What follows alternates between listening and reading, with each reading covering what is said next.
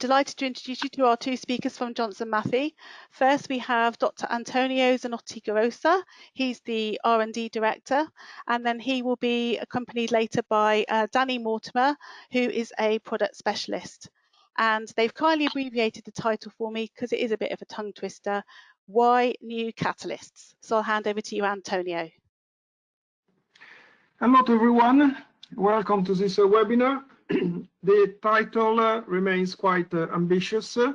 I hope you will forgive us for being so ambitious. In reality, it will be some sort of general thinking about this question. Why new catalyst, which is important for the end users, and it is important as well for a company like ours that make catalysts, sell catalysts, and help users to use this catalyst. So the first slide of this presentation is the only one where I directly mention what we do. We make and sell and provide and support the application of catalysts in four main areas: heterogeneous catalyst, reduction mainly, homogeneous for coupling and reduction, and biocatalyst. So this question is certainly relevant for us. Why to invest into making new catalysts?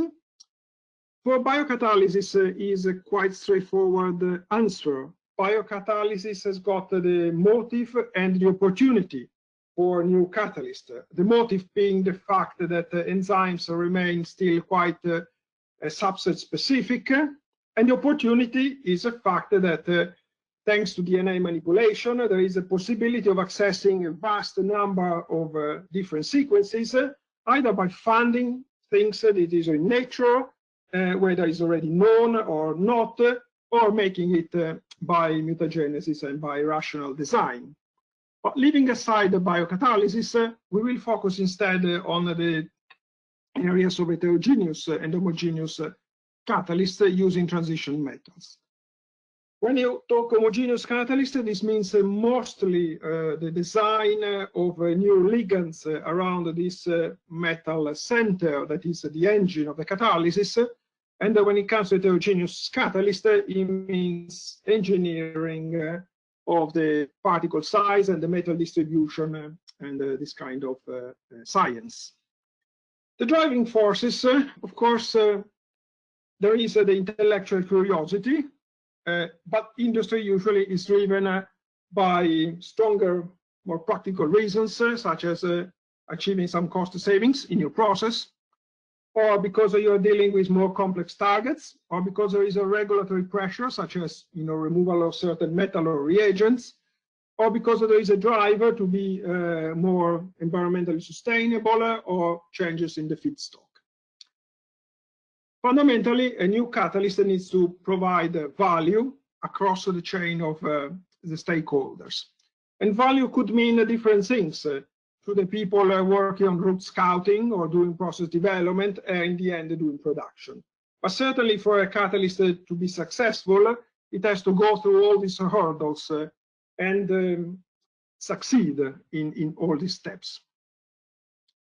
Because we are talking about precious metals, price is obviously one of the first things that comes to mind.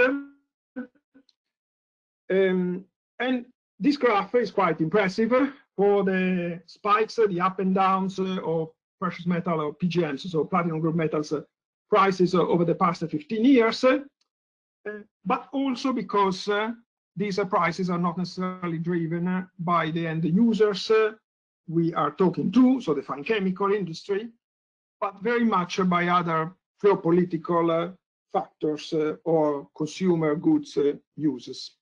So even if you take out the green line, which is rhodium, which is very impressive with the spikes, and you focus on the other metals, there are still significant variations in the order of magnitude of 2, 3, 4 times. And these, of course, have an impact on the planning of a process that ultimately has to go on scale. The impact on a homogeneous catalyst has to be balanced with the fact that in the end, a lot of the complexity comes from the ligand. Complexity and cost come from the ligands. Also, Not always the metals are fully refined. Ruthenium generally is not. On larger scale, palladium and rhodium are, and I still am not 100% sure about what is the cutoff, where in homogeneous catalysis the PGM starts being recycled. In heterogeneous catalysis, the metal loop is much more important, and this is where I leave to my colleague Danny, who's an heterogeneous catalysis expert, and will take you through a few more slides. Thank you, Anthony. You were mentioning earlier about the complexity of homogeneous catalysis and the catalysts, complex ligand synthesis. With heterogeneous is catalysts, PGM supported catalysts. I would say on a speciation point of view, the complications or intrinsic understanding of it is much more simple for how the PGM price affects the process. For example, we describe, or most catalyst vendors describe catalysts by weight percent of precious metal. So for example, a 5% palladium on carbon, you already know how much metal is contributing to the process. Ultimately, with heterogeneous catalysis, it's how much of that catalyst is reused, or how much activity or selectivity that you get from one use of the catalyst, the refined yield of the precious metal, and the manufacturing cost of the catalyst. However, whilst looking at it in a kind of a simplistic view, the closer you look at heterogeneous catalysts, the more complicated they become. So when we say that we have over 80 different types of palladium and carbon, you can start to think that the differences are much more subtle. Generally speaking, heterogeneous catalysis is a mature technology.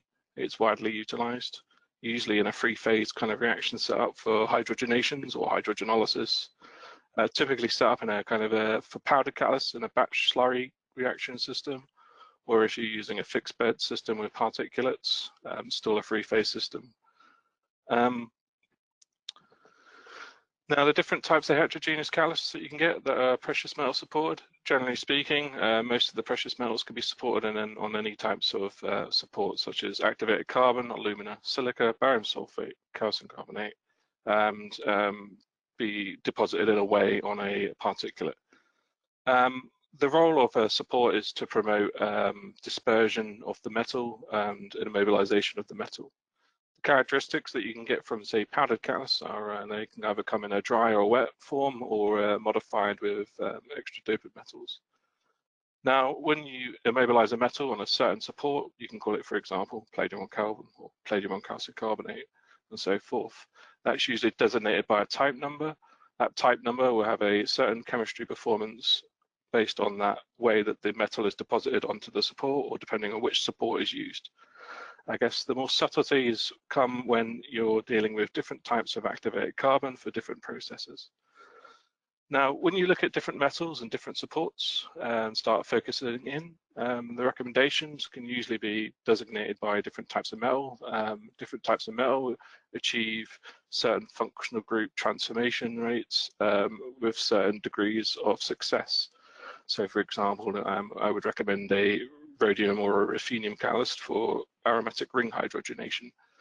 The versatility of the metal is generally decided by the ability of the metal to do its chemistry, and therefore the metal, and then therefore when you start looking and funneling down on supports, could be a direct contribution to cost from a catalyst.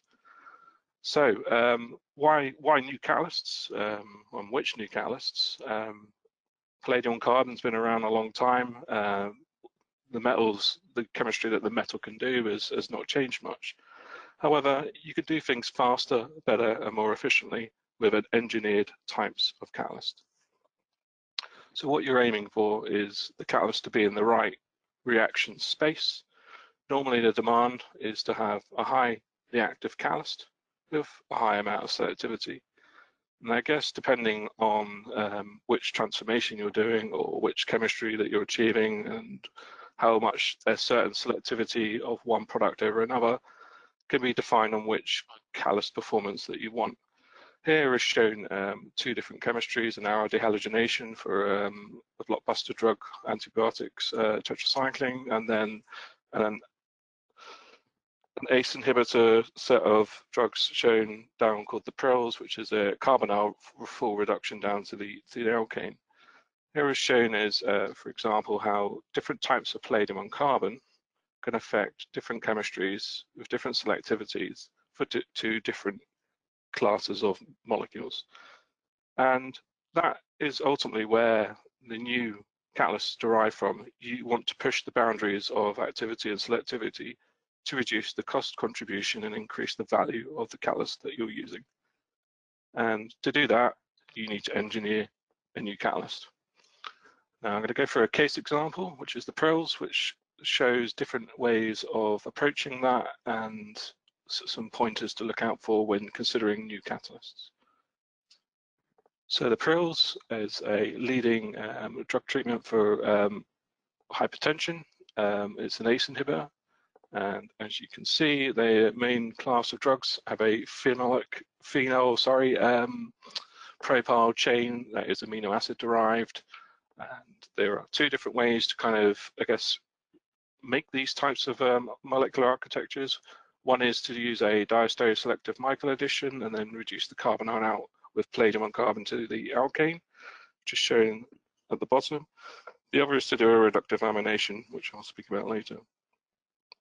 Here in this example, if you were to use palladium on carbon and screen a vast array of palladium on carbon catalyst types to do this reaction, you can see that you can get quite a range in the different yields that you have, and quite a range in the different amount of selectivity. And one of the most important selectivity byproducts that you're trying to avoid is the diacid, which is shown on the right. Now, usually when you see an ester going to a carboxylic acid function, you would assume that it's hydrolysis.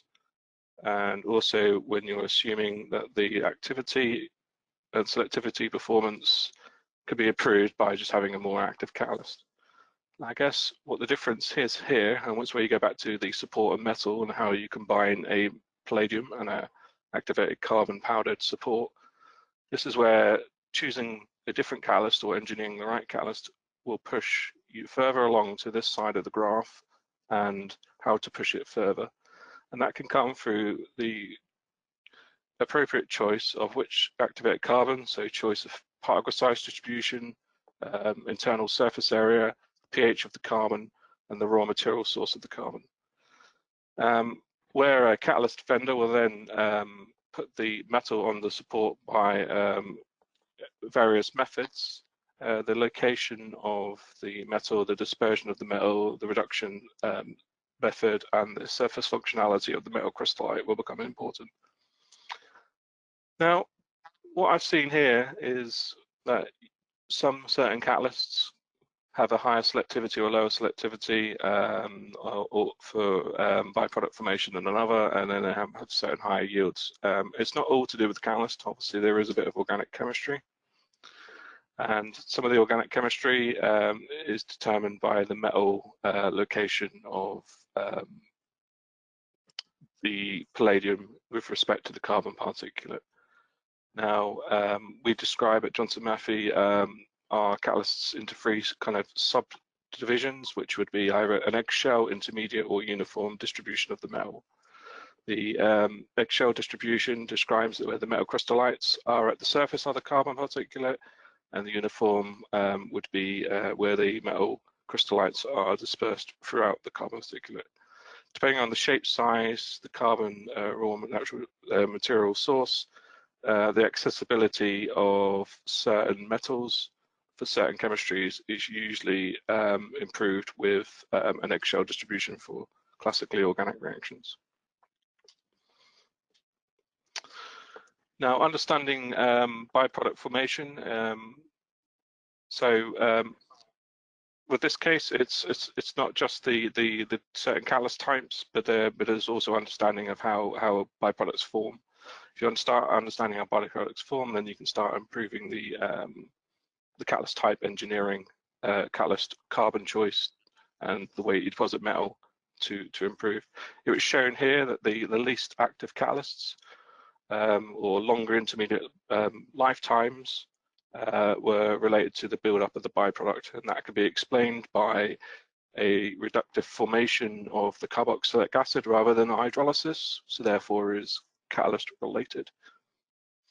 Now, if you want to reuse the catalyst, so reuse, recycle, take out the catalyst once it's filtered and put back in, this again goes back to the engineering of different catalyst types.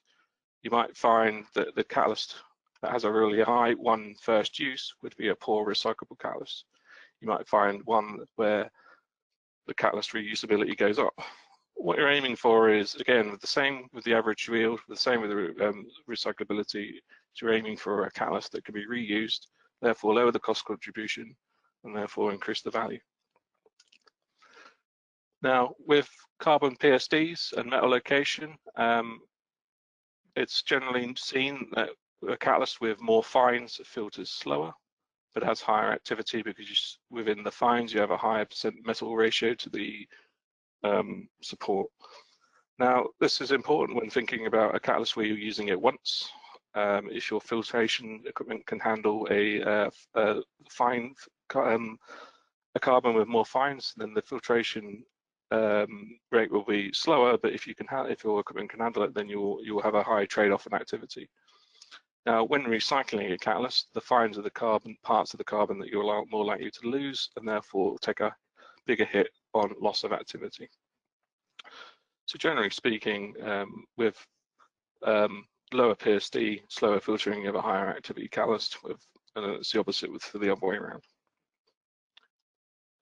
Now, the metal availability can be improved, whether it's the same amount of metal being used, or whether you're trying to lower the amount of metal, which is called thrifting.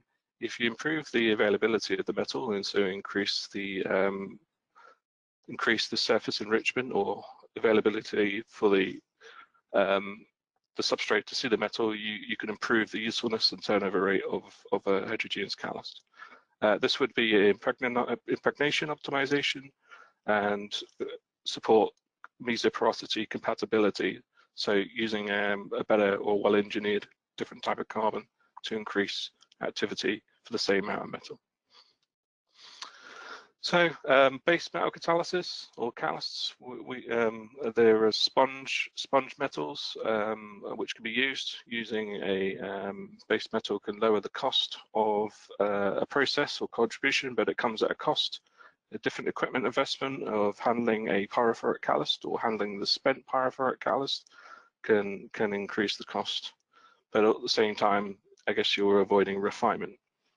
The different reaction conditions for the sponge nickel and the sponge cobalt, they tend to be a lot milder. However, if you want to use sponge copper or sponge iron, then you're going to have to increase the temperature somewhat. Going back to the Prils example, they've shown that you can apply a reductive amination to form the desired molecular architecture using sponge nickel. When using nickel, I guess in this case, the haptophilic effect can increase the DR in ways that other supported precious metals cannot. So all in all, why new catalyst, which new catalyst for heterogeneous, all comes from the design of the catalyst, which can increase the performance and form a competitive process. So from metal type, support, loading, location, distribution, oxidation state, and the modification of the catalyst, you can improve the performance depending whether you want high activity, selectivity, reusability, or filtration rate.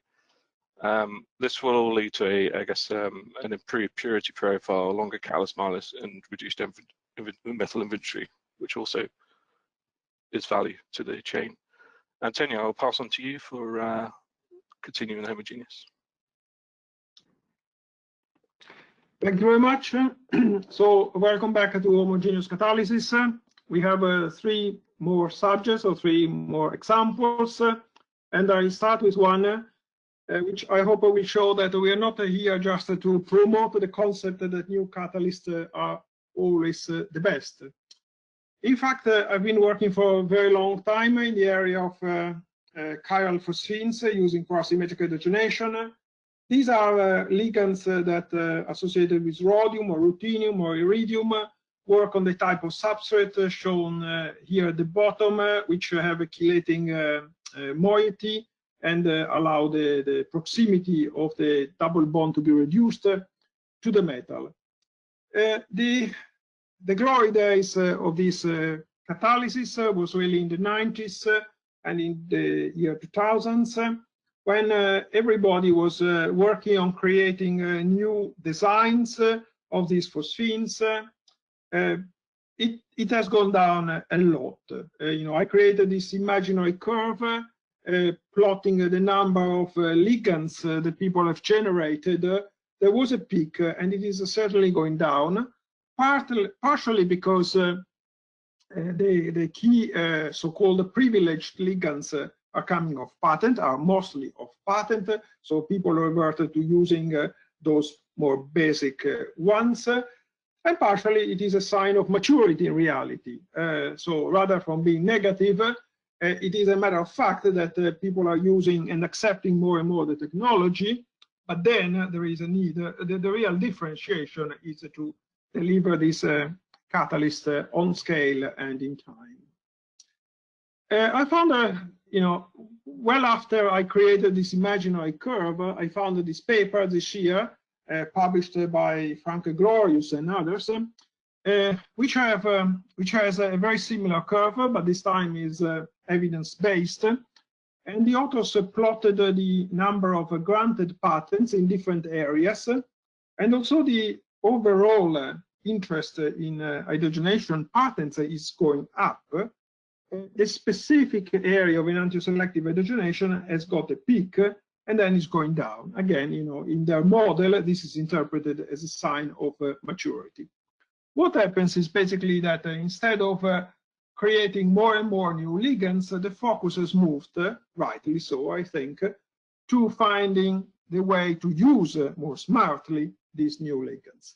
And a typical example comes in the direct reductive amination of ketones to chiral primary amines.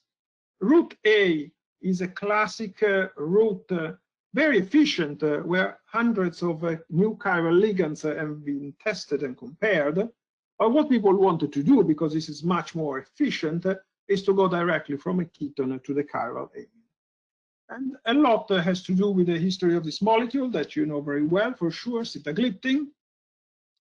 And I take the opportunity to make two comments. One is different routes can coexist to make the same target, and value really can mean different things to different companies in different contexts. It could be freedom to operate, it could be generic versus innovators, and all of that. But the other consideration is that there was a lot of innovation in this molecule.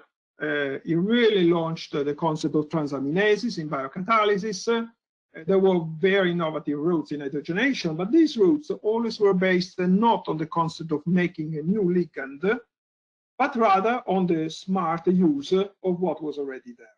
So Josephus rhodium chloride, which was already a difference from the past, was used on the unprotected enamine. And for example, the simple binary ruthenium with the right reagents was used in the direct reductive amination. In this area of chiral ligands and asymmetric hydrogenation, there is a lot of academic literature going in the direction of the use of base metals, because on paper it makes sense. It's a very fair question. Why not to replace the expensive PGMs with a more abundant and very cheap base metals? Personally, I haven't found so much uptake in industry, maybe wrong, but I think this goes down to a few basic facts. One is not all of them in reality are as benign and available as one could think. So really, I would say that the real innovation would be associated with iron. But then they also have a little bit of a different mechanism, which makes the classic know-how not to be completely applicable. And then don't forget that the complexity, and therefore the cost, mostly comes from the ligand. And we are talking relatively complicated ligands. It is difficult to compare like for like when you have structures like the ones reported here. But there are situations such as nickel and rhodium where you have activity often using the same type of phosphine ligands. And I think that a little bit of a back of an envelope calculation can be useful. So when you use the same phosphine with rhodium and nickel, the difference in the catalyst cost contribution to the final product really is a difference of the price of the metal. But this goes down very quickly when you go down with the catalyst loadings. When you have a ligand that costs you about $50 a gram, which is not inconceivable as a price in the world of chiral phosphines, basically your nickel ligand phosphine catalyst will give you at 500 to 1 a cost contribution which is matched by rhodium at 1000 to 1. And honestly, my bet is you will reach these loadings with rhodium and you will struggle with nickel. And even when you're talking cheaper ligands such as BINAP, you have a factor of 10, but in all likelihood, you will be easier to reach that catalyst cost contribution with a rhodium catalyst rather than with a nickel one. It's all down to performance. When the performance of the base metal catalyst improves, then it will be the time that they take over. Cross-coupling, second example.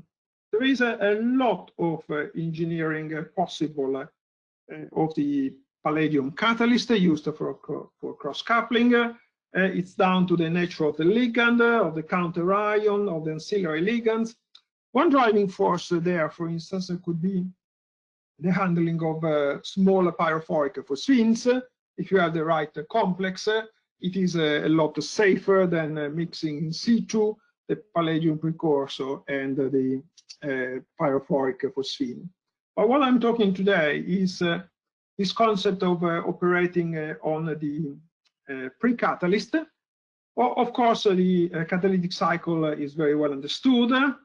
How you generate the pre-catalyst is understood, but maybe a little bit less.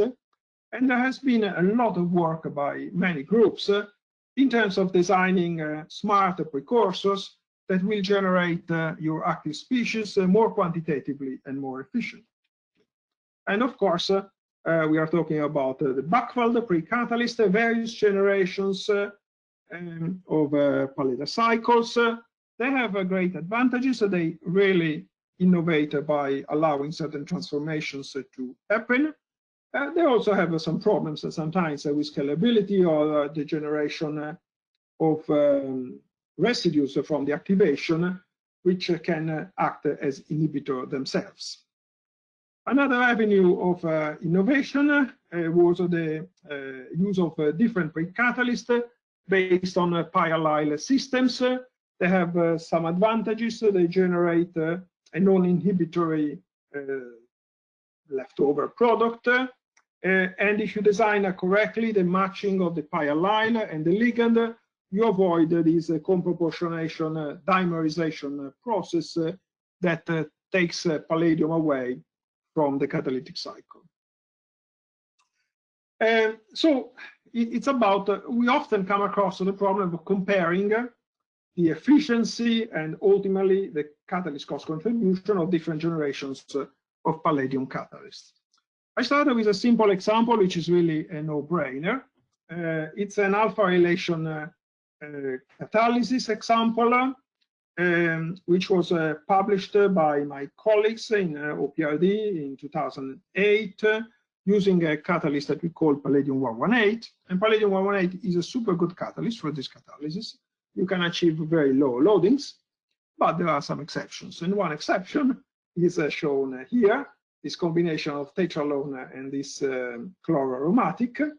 And then 3 years later, my colleague also published the use of a different catalyst, a sort of more advanced generation catalyst, amphos palladium chloride, which worked at a loading which was 40 times lower than the palladium 118. So the numbers speak for themselves here. Lower loadings in actual mass is a lot less catalyst, is a lot less metal, even taking into account the fact that there is a higher cost contribution of the manufacturing of the catalyst, it makes for an impressive reduction of the overall catalyst cost contribution. And I would like to stress this concept of the metal working capital, which, for an imaginary 1 ton of product is reduced by 11 kilos. 11 kilos of palladium, depending on how you look at the price, is about 700K. The second example is a little bit more interesting and complex, and I wanted to mention in full the authors of this OPRD paper, because we have taken quite a lot from their paper. They started with Medchem Rutte, which used a coupling described here with microwaves, and they identified this DPPF palladium dichloride catalyst. They had to improve on this route, of course, and in the first generation of improvement, they kept using the same catalyst that we call palladium 106. They changed the solvent, they reduced the loadings, they got it to work very well. Maybe the biggest problem was that in the end they had quite a significant amount of palladium in the product, which had to be removed with more than 100% weight of a mixture of 2 specialized scavengers. And all of this worked on a multi-kilo scale. Then they went back to the option of different catalysts, and they found that there was a Buchwald type catalyst bearing the ligand X-phos, which worked well at a loading which was 4 times lower. So it's interesting to compare these 2 generations of processes, because the loading reduction is 4 times. One can have doubts about how more cost-effective this is going to end. They kept the solvent, they kept quite a lot of the process. With the new catalyst, the amount of scavenger in the end was only 10% of the weight of the product, and that gave them a few ppm of palladium residues as they wanted. So again, the paper is quite nice because it states quite a lot of facts, which is extrapolated in this table. The loadings went down. When you look at the amount of catalyst, it goes down. When you look at the amount of scavenger, it goes down by 90%, so it's really a lot. And all these environmental metrics, such as the PMI, also improved a lot. Because we know well the 2 catalysts, we can speculate a little bit. If you have a situation where the catalyst is used and the palladium is not refined, just a reduction of 4 times in the catalyst loadings, going from the first to the second generation process, gives a significant cost contribution decrease of about 50–60%. And this is mostly due to the gray bar, which is the amount of palladium that is used in the process. Now, even if you take into account that you will recycle, in the sense of recover and send for refining, 85 or 90% of palladium, then the 2 processes break even, but you still have the fact that the second generation processes has probably enabled a much simpler purification, a more efficient processes, and in the end, it requires a much lower investment in the palladium that is kept busy for this transformation. So the palladium working capital goes down quite significantly.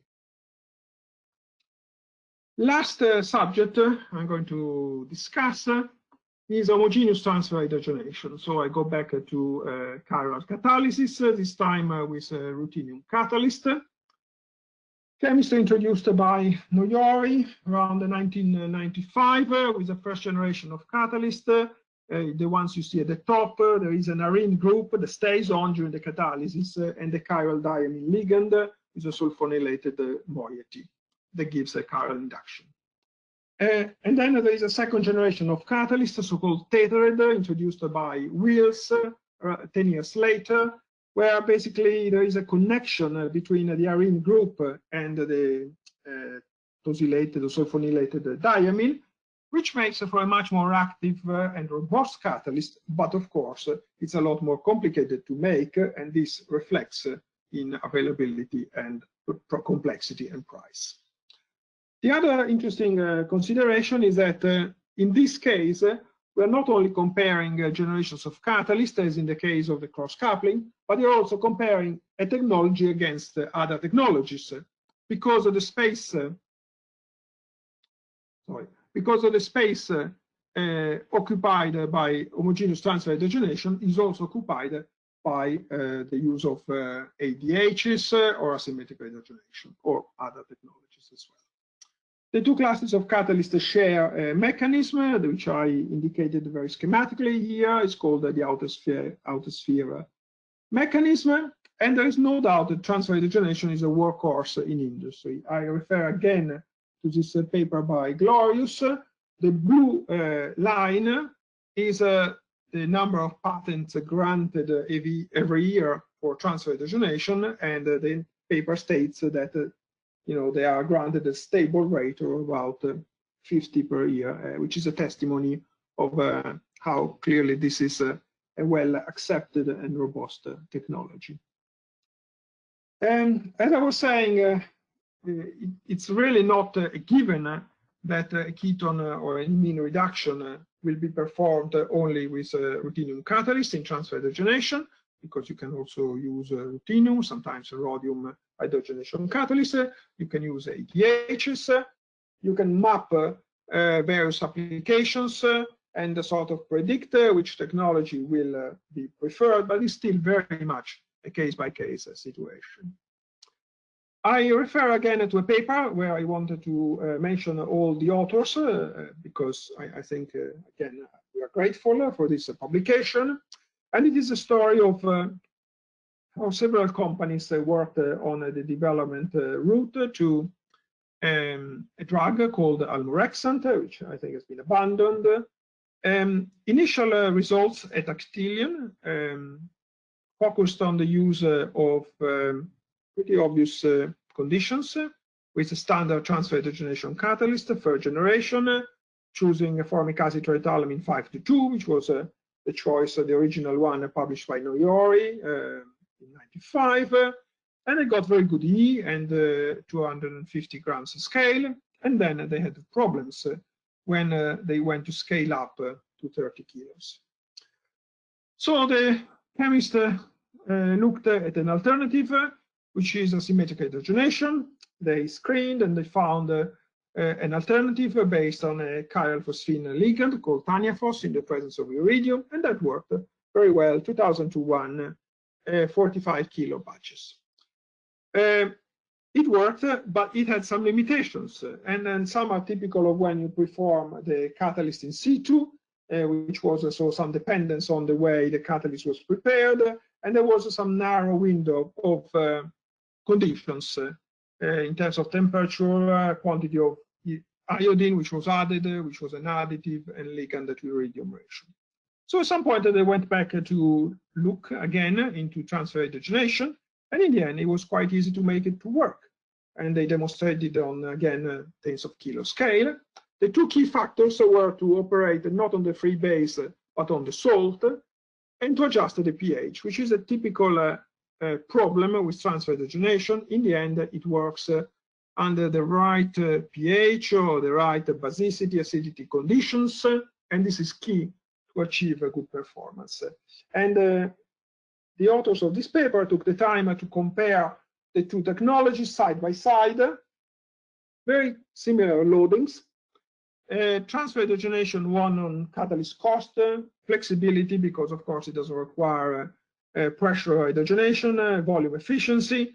On the other side, hydrogenation had a better PMI, so E factor, time efficiency, EE, and didn't have chlorinated solvents. So it was, in the end, comparing like for like two technologies which were competitive and in the end could give very similar results. When it comes to comparing instead the two generations of catalyst, there are various ways of doing it. There is a more academic way, which I presented here. It comes from a review that we wrote with the inventor of the tetrad catalyst, Professor Martin Wills. And it's about comparing test substrates, not much focusing on the loadings, but rather on the fact that one catalyst is faster than the other. It doesn't make much of a difference in reality on the simplest substrate, such as acetophenone, and then progressively, when you increase the loadings, you can see that it is a tetrad catalyst that starts winning in terms of conversion and speed, and in the end, it's only the tetrad catalyst that works. From an industrial perspective, it is more the fact of tackling structural complexity that counts. So the point is, this new generation catalysts provide a value when they are applied to complex substrates. And these are some of the examples of molecules that have been reduced with the tetrad catalysts. But one example, which is possibly the most striking, came from Merck, where they published the reduction of unprotected NH imine en route to the drug Elbasvir, and they used the WINS tetrad catalyst, and they compared it with the first generation trans-hydrogenation catalyst with several examples of hydrogenation catalyst, and basically it was only the tetrad catalyst that provided good EE and high activity. So in the end, they provided a fantastic example of the situation where you need a more robust, more advanced catalyst to cope with a substrate that has various functionalities which can deactivate other catalysts. I think it's useful to put some numbers to have things in perspective. So I did try to summarize the use of trans-hydrogenation catalyst on relatively simple substrates, the ones where the functionality that you want to reduce is not surrounded by very number of other chelating moieties. The first generation catalyst can achieve a very good loadings when they are optimized, and probably in my experience, when you have achieved the 1,000 or 2,000 to 1 molar ratios, then probably a first generation catalyst provides the value that you need for your process. I try to translate with some assumptions what it means in terms of kilos of catalyst per ton of substrate, because I think this gives you an idea of the catalyst cost contribution, more visualizes better. And if you instead translate the same numbers, or basically the same numbers, in terms of ppm of ruthenium, it gives probably you more the feeling of the effort that it would take to get rid of the residues of ruthenium, because of course it's a homogeneous catalyst, and what goes in has to come out.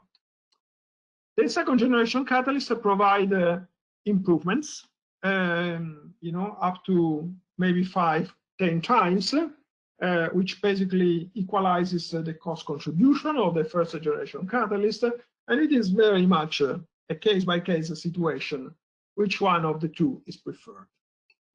When you go to the case of the more complicated substrate, then things change, because the first generation catalyst either really can't do the reaction at all, or they do it at catalyst loadings that become quite impressive. And you can see in the, I think it's impressive to look at how many kilos of catalyst it would take you to convert a ton of substrate, and how much ruthenium would be left behind. The second generation catalyst then do perform at loadings which are not as good as in the previous slides, but still quite acceptable and deliver the value that is required. This is the last slide. I hope that we have given some examples of how there are various factors that ultimately count in the success of a catalytic process. The catalyst price tag being only one of them. on every process is different. Productivity, selectivity, the fact that certain catalysts are more robust or recyclable than others, the concept of the metal inventory and the working capital of the metal. We have been touching on these things. There is no, straightforward solution. It has to be examined on each process.